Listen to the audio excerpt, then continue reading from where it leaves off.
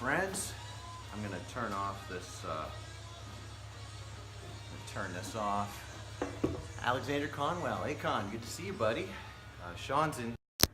Sean, say hi to everybody. Hey guys. There's Sean Gibson. He's been, oh my goodness, Sean's been with me since a long time. Bryce Miller, your teammate Sean is here. And good to see you, Bryce. Paul, thanks for being with us today. Sean Smith, great to see you. Thanks everyone for joining. When I started this cast up, I was feeling like, I need to do this real quick. Bruno, Sam Cook, welcome to the feed. Lou Statman, hola, que pasa? Sean Smith. So we're here in the workshop. I haven't done a workshop video in a long time. Bruno, I love you, man. Good to see you. Randy Wakefield, awesome to see you. Randy's been working up a radical workshop over there. Love seeing workshop pics. Join the Makers Movement Facebook group. Things are happening in the Makers Movement. Last night was a really good night for Maker skateboarding. Justin Gibson, Tanner Pershing, good to see you guys on here this morning. Good morning to you. Colin Weir, woo, Colin! I cannot wait to skate with you. Sadly, I do not have a pair of tan shorts. All my shorts are either black or blue. Almost everything I have and everything I am is black or blue, or black and blue. Hopeton Mitchell, good to see you on here this morning. So I've got you guys on the tripod here at the glue table, and I'm going to be working. We're going to whistle while we work a little bit here. I think we're almost logistically sound. Yeah, I think you see enough of me over here. So I'm rolling glue this morning. Michael Wesson, boy am I glad to see your name pop up on my feed this morning. I think about you quite often, Michael, and hope that you're doing well today. Hope that you know that you're loved and you're important, and I'm glad that you are walking this journey with us here on old planet Earth. What? Why? Oh, because of the tan shorts, right. Yeah, maybe you know what, on the bike, I usually bring like one pair of jeans and one pair of Dickies. The jeans I'm wearing and the Dickies I carry with me. And I roll them up and plastic bag them and stick them at the bottom of my cowboy bags. And hey, it's Glue with Lou, everybody. Thanks, Chris Gurley, for saying Glue with Lou. That's a fun little name for these times we have together. Last night, Makers Movement skateboarding and our whole deal took a big, giant leap forward. Jared Nelson and I had a video chat that both of us attempted to capture and then for us to put it out. And both of us didn't succeed in capturing the audio. That is pretty normal with first tries at things. We talked for like an hour and a half, and it was awesome. But like I said, we failed to capture the audio on it. Can you guys hear me when my back is turned? I think you can. So that goes down for a dry run. And one thing we learned was we have so many cool topics to discuss. And Jared and I come from very different backgrounds. We have very different approaches to board making, and I think that the contrast between the two of us is a really, really healthy contrast for people to see, because there's no one right way to make a great skateboard. The only thing that's right or wrong about making a skateboard is whether or not the skateboard is great after it's made. That's it. If the skateboard is good after it's made, then good. You know what I need? Because I've got some rounding in these plies. I need a little weight on there. My one takeaway from last night was I am somewhat uncomfortable with sanded face plies. You can see the rounding I've got going on here is because I'm working with some sanded face plies. Jared dropped some knowledge on me last night that I think explains some of the strength distinctions that have been emerging with my work. My boards tend to be really strong, and I've noticed strong boards coming out of some other workshops and factories. And I think that you're looking at glue application, you're looking at press time, you're looking at a lot of factors, but Jared dropped on me last night that his equation was adding 1/7 to the board, that is one more ply, has a disproportional effect on the strength of the board. You would think if you added 1/7 the thickness to a board, that you would get a strength increase of 1/7. Okay? But instead, you get a strength increase of 100%, twice as strong with one extra ply. You know, I have an 8-ply, 9-inch punk point in the shop today, and those 8 plies are almost always accidents from my layups, usually because I'm laying up boards and trying to do a video at the same time, so maybe this batch will have one too. But an 8-ply board is so strong, and they are heavier and thicker, but talk about strong. And Jared laid on me last night, they are 100% stronger. So 100% strength increase with 1/7 more material, that's the positive. But what do you get when you've got, you know, a 1/16 less in a board because of sanded plies? What do you get?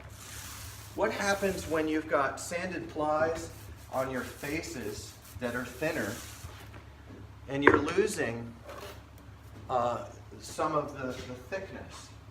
Now, Chris Gurley says, why is that? Well, first of all, I am not a scientist, and I believe that Jared is actually really scientific and smart. So what I personally know is that I trust Jared to do good science and to be knowledgeable. But beyond trusting Jared, who is just a mensch, a great guy, drang boards out of Utah, besides trusting Jared, I have seen incredible strength differences in thicker boards versus thinner layups. So today I came in and I recut tops for all my boards today.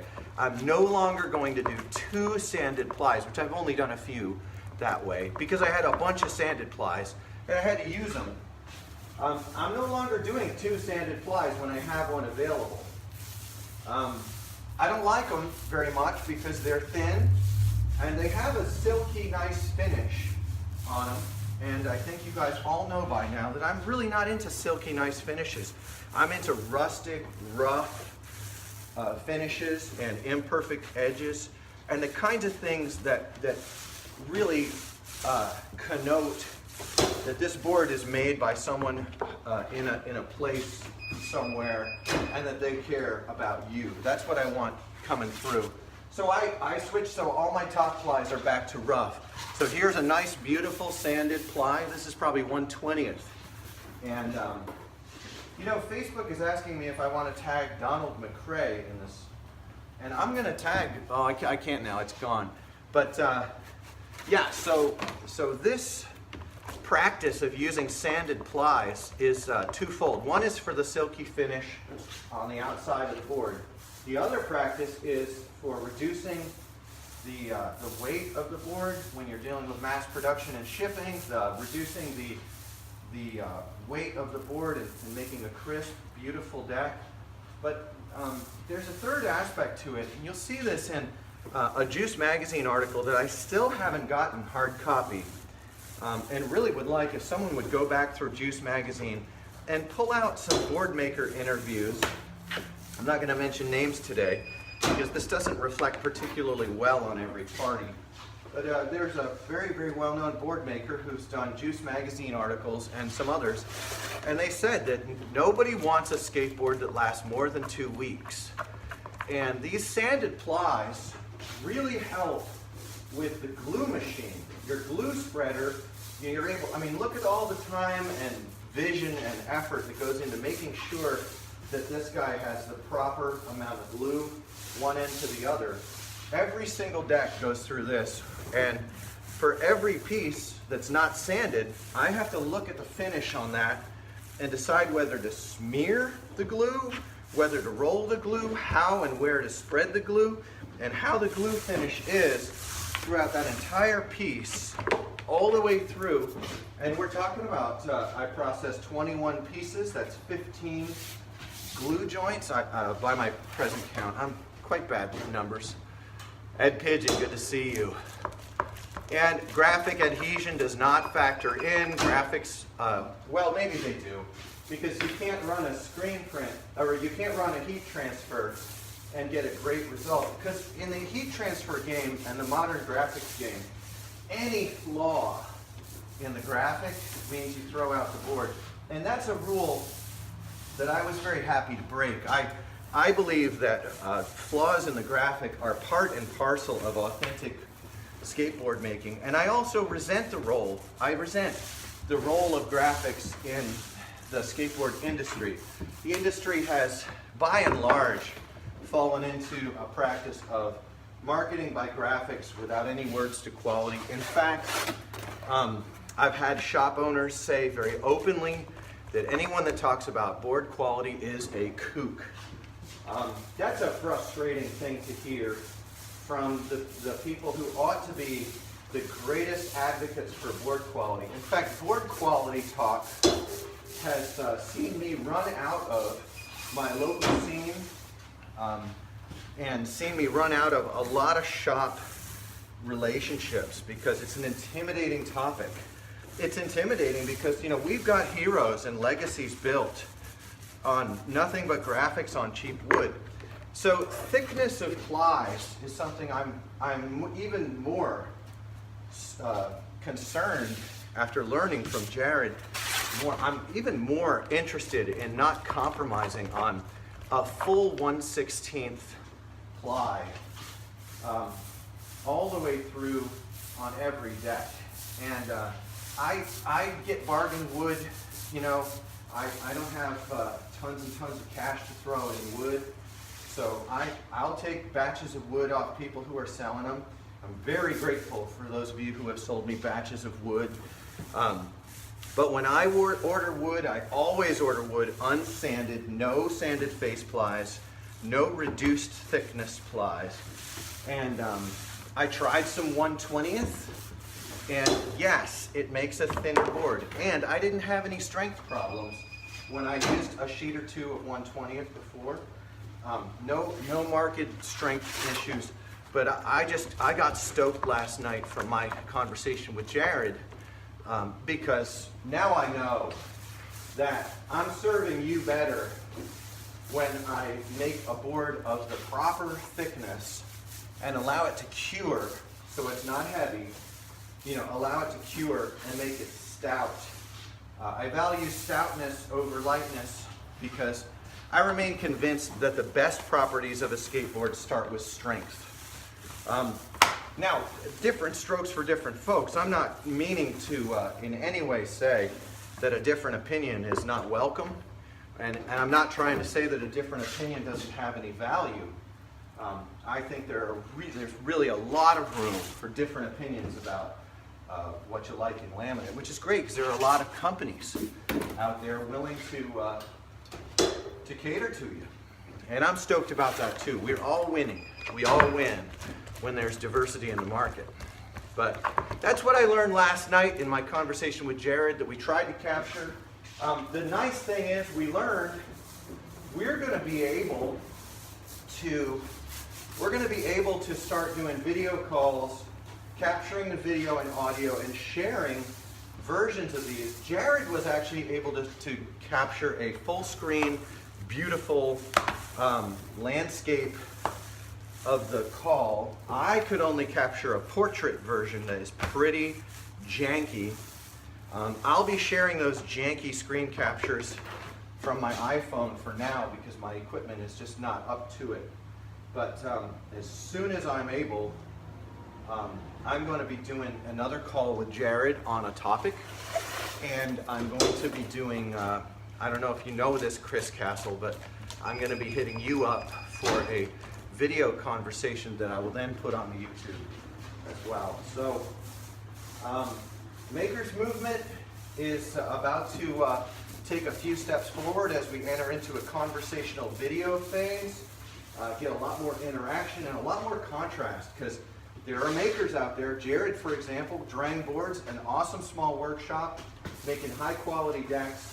They use CNC, and the way they use CNC is really conscientious, and they're making great stuff. I am a big advocate of non-CNC, simply because most folks who are going to be making skateboards in the next decade are not going to be able to drop money or get investors on CNC, and they're not going to be able to handle a high overhead on a shop. Most of the emerging skateboard brands that are coming are going to be based in garages, basements, and small shops like this one, holes in the wall. And it's really exciting because this kind of skateboard brand is positioned not only to serve up really great quality decks that are inspiring and interesting in how they're made, but also, you're going to be able to sponsor riders in a way that most companies don't. Instead of just volumes of cheap boards, really tailored products, custom-made skateboards for skateboarders who really care about that. And there are more than one kind of skateboarder, and there are plenty of skateboarders who don't care about that, and God bless you. Not a problem. This is for the ones who do. Well, all right, I'm almost done with this 3-pack. I'm gonna have to get it in the mold, and I wanna let you guys go so I can do that, but look forward to some really cool interactive feeds coming up, and I will be at you later. And as always, hi Mom, I love you.